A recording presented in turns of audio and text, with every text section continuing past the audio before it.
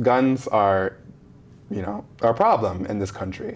Hey everybody, welcome back to my channel. This is Chris checking in with another video. For those who don't know me, I'm from Michigan. I lived abroad in multiple countries. I went to high school in Mexico for a little bit. I'm a polyglot. I love foreign languages and culture. And on this channel, I rate culture, I review culture. I make videos in different languages, and I love motivational self-help videos. If you consider any of these topics interesting or are they worthy of your interest, please consider subscribing to the channel and joining the community. Healthcare.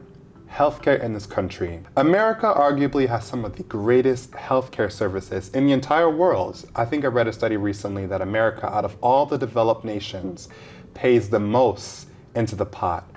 But what is the use of paying so much money into our healthcare system when not everyone has access to it? In 2009, Harvard Medical School found that 45,000 Americans die each year as a result of not having health insurance. In 2018, the Slate reported that 27.8 million Americans went without health insurance for the entire year. A 2019 poll conducted by the Gallup found that 25% of Americans knew of a family member or of someone who delayed medical treatment for a serious illness due to costs of care, and an additional 8% report delaying medical treatment for less serious issues. I think I fall into the 8% of Americans who don't necessarily prioritize their health unless it's a very, very serious issue. I got multiple surgeries when I was in these countries. Never once did I have to come out of my pocket. Of course, I paid for it in other ways, taxes, also direct contributions from my paycheck. I got paid leave, sick leave, etc. Nothing, I didn't pay for anything. I didn't even have to pay a deductible to see the doctor. Being in a system that protects you in such a way that has your back gives you the leverage to prioritize your health. Health is wealth. Mental health is wealth. But here it costs a lot of money to have that access of wealth. Even if, for example, you're paying $200, $300 per month from your salary into your healthcare plan, you still could be expected to pay a $20 deductible when you visit the doctor. If they have to draw blood or they have to check your urine, those tests sometimes are not covered by healthcare. So before they even get to the weeds of the problem, medical bills stack up. What does that do?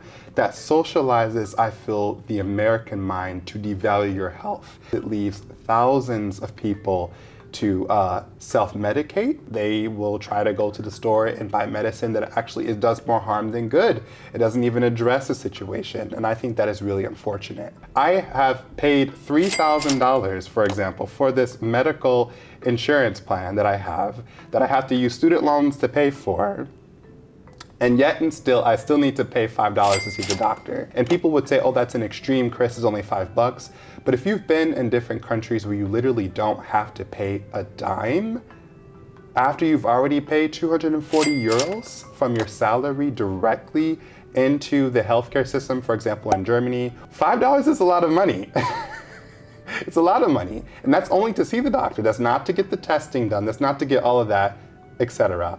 What is healthcare like for you guys in your country? What suggestions do you think America could do to improve its healthcare, to make it more accessible for everybody? Do you think it makes sense for Americans all to invest in a pot? For example, like places like Germany, where people could also argue that people overinvest into the system and not everyone's reaping the benefits of it, especially if you're healthy. I feel like, insurance is insurance. It's cumbersome, it's annoying, but you need it. When you need it, you'll have it. And if you don't have it and you need it, then that's a very precarious situation that unfortunately thousands of Americans find themselves in. I experience America to be a place where people look out for themselves, not necessarily in the collective. When I was living in Germany, I was baffled by how many taxes I had to pay. There was an instance where I was unemployed in Germany. I got 60% of my salary, healthcare, traineeships, apprenticeships that can get me right back into the market. I had 21 days of paid leave from my unemployment to go on vacation. In the United States, that is unthinkable. No taxes are going to be dedicated to you, I think, in your unemployment for you to go on vacation in Mexico or Spain or Barcelona, okay, when you have to work. You need to get a job. It's very, very easy for you to go from having money to being put on the street and then in the next 3 months. And then there's the issue of race. The legacies of oppression in this country exacerbate the differences between the have and the have-not. So this phenomenon of lack of collective responsibility, those who are at the other half of the totem pole, who are less fortunate, I think the backlash they feel from this phenomenon, this system, this experience, etc., is a lot worse than it would be in other countries, developed countries. What are your thoughts when you think about collective responsibility? Should it be the government's responsibility to look out for everyone, or should it be the person's, your personal responsibility to make sure you have everything? Tipping culture. Urgh. I make so many videos about this and I don't want to be a hypocrite. So let me go ahead and be humble by saying, Chris, remember Chris, you worked at Red Lobster. You served tables and got through college as a server at Red Lobster.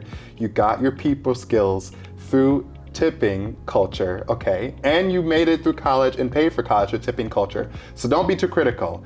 But at the same time, tipping culture is so pervasive. Tipping culture was typically okay, you get your hair cut, you tip. Okay, that's fine. You go to a restaurant, you sit down, people are actually servicing you. You are expected to tip. That's totally fine. But sometimes you go to a place and before you can even pay the bill, they ask you to tip.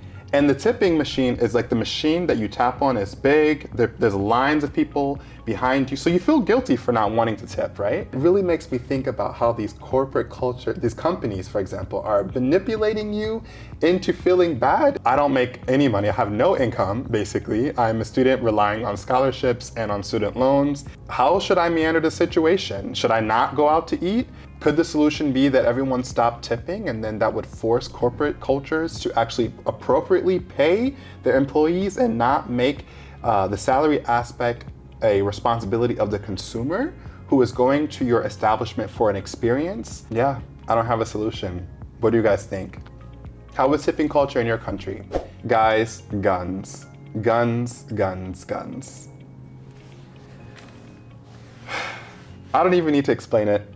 Guns are, a problem in this country. I graduated from Michigan State, my undergrad. There was a shooting. There was a shooting at my school. This is my alma mater. There was a shooting at my school. It happened on a night I was in a library and my friends messaged me and said, Chris, are you okay? I'm like, yeah, I didn't even know what was going on. I went on New York Times and I saw there was a mass shooting, at my school.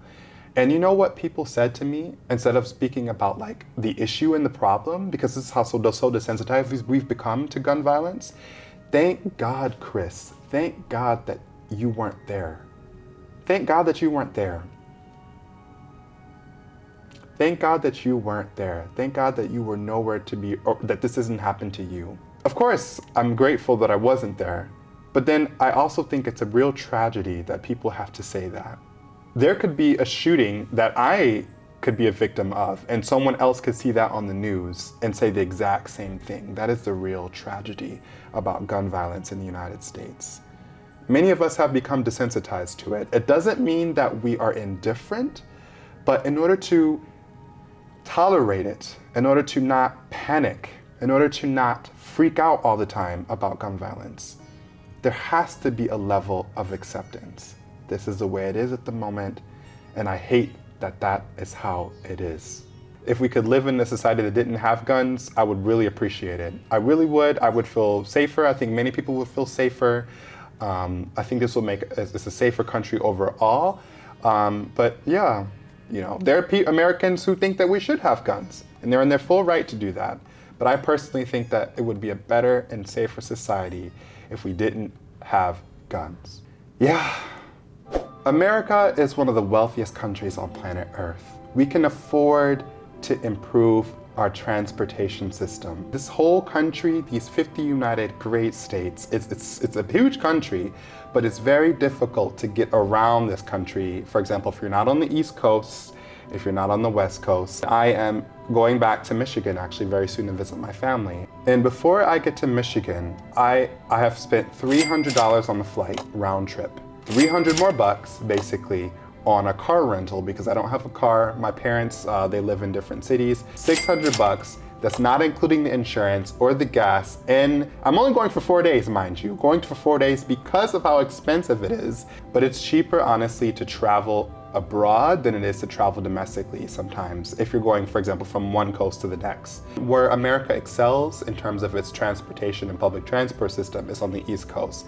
You can take the Amtrak, you can take the bus up to New York, Boston, Philly, etc. It's pretty interconnected, but the rest of the country, I feel like, has a lot of room to grow. The University of Texas at Austin reported that China spent more than $500 billion building the world's largest high-speed railway network system, greatly revolutionizing the way business is done by dramatically lowering the time and cost of getting around the country. All of us have heard talks about the development or building of high-speed railways across California, etc. But why is this not a priority? Could it be that us building a high-speed railway could, shoot our own self in the foot? Or could it also be that it's just super duper costly and it's not profitable, to spend trillion and trillion of dollars on this project? That would mean that perhaps the tickets would also be expensive and, are people really going to invest in that? But I think that could have significant gains for the economy and also cross-pollinating ideas, etc. I think that could have a lot of economic benefits. What do you guys think? How is the transport system in your country? Is it well developed? Do you think America needs a high-speed railway or could use one? Let me know what you think below. America is a growing country. It has a lot of room for improvement. It's not all bad. I'm curious to see what you folks think. I asked many questions in this video. What are your thoughts on healthcare? How does it look in your country? What are your thoughts on tipping culture? Collective responsibility. What are your thoughts on some of these topics? And how do these issues look in your country? And what form do they take? I'm curious to see what you guys say in the comment section below. If you like this video, give it a thumbs up, comment, like, subscribe, share this video if you care, and I'll see you next time. Ciao!